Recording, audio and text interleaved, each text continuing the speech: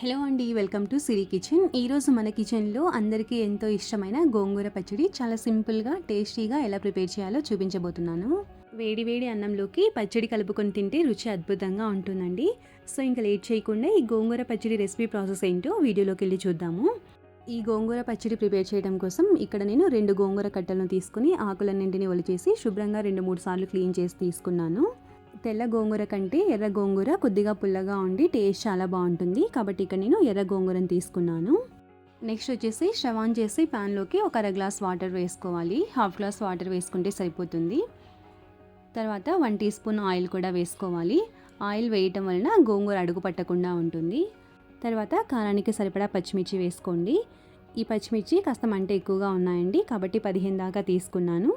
పచ్చడి కొద్దిగా కారంగా ఉంటేనే టేస్ట్ చాలా బాగుంటుంది. ఇప్పుడు ఈ పచ్చిమిర్చిని లో టు మీడియం ఫ్లేమ్లో ఒక 5 నిమిషాల పాటు ఉడికించుకోవాలండి. పచ్చిమిర్చి గోంగూర ఒకేసారి వేసేస్తే గోంగూర త్వరగా ఉడికి అడుగు పడుతుంది, కాబట్టి పచ్చిమిర్చిని ఒక 5 నిమిషాల పాటు ఉడికించిన తర్వాత గోంగూర వేసేసి ఒకసారి అంతా బాగా కలిపిన తర్వాత మూత పెట్టి ఒక 5 నిమిషాల పాటు, అంటే గోంగూర సాఫ్ట్గా అయ్యేంత వరకు ఉడికించుకుంటే సరిపోతుంది. అడుగు పట్టకుండా మధ్య మధ్యలో కలుపుకుంటూ ఈ గోంగూరని ఈ విధంగా ఉడికించుకోవాలండి. చూడండి, మనకి కరెక్ట్గా వాటర్ కూడా సరిపోయాయి.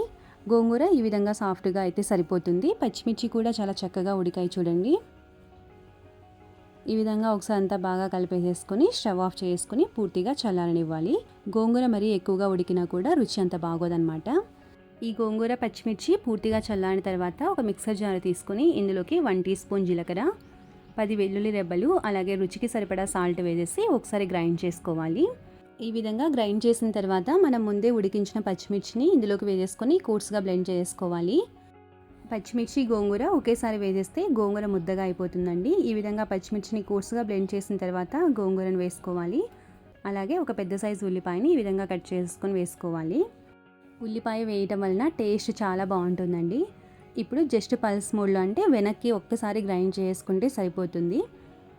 ఈ విధంగా గ్రైండ్ చేసిన పచ్చడికి పోపు వేసుకుందాము. పోపు వేయడం కోసం ప్యాన్లోకి 3 లేదా 4 టేబుల్ స్పూన్ల ఆయిల్ వేసి, ఆయిల్ హీట్ అయిన తర్వాత ఇందులోకి 1 టీ స్పూన్ పచ్చిశనగపప్పు, 1 టీ స్పూన్ మినపప్పు, అర టీ స్పూన్ ఆవాలు, అర టీ స్పూన్ జీలకర్ర, ఒక 2-3 ఎండుమిర్చి, అలాగే కొద్దిగా కరివేపాకు వేసి పోపు దినుసులన్నింటినీ చక్కగా ఫ్రై చేసిన తర్వాత ఒక మీడియం సైజు ఉల్లిపాయని ఈ విధంగా పెద్ద పెద్ద ముక్కలుగా కట్ చేసుకొని వేసుకోవాలి.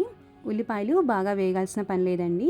లైట్గా ఫ్రై అయిన తర్వాత ఇందులోకి మనం ముందే గ్రైండ్ చేసి పెట్టిన గోంగూర పచ్చడిని వేసేసి ఒకసారి అంతా బాగా కలిపేసేసుకుంటే ఎంతో టేస్టీగా ఉండే గోంగూర పచ్చడి రెడీ అయిపోతుంది. అంతే అండి, అందరికీ ఎంతో ఇష్టమైన గోంగూర పచ్చడి చాలా సింపుల్గా ప్రిపేర్ చేసుకున్నాం కదా. టేస్ట్ కూడా చాలా చాలా బాగుంటుందండి.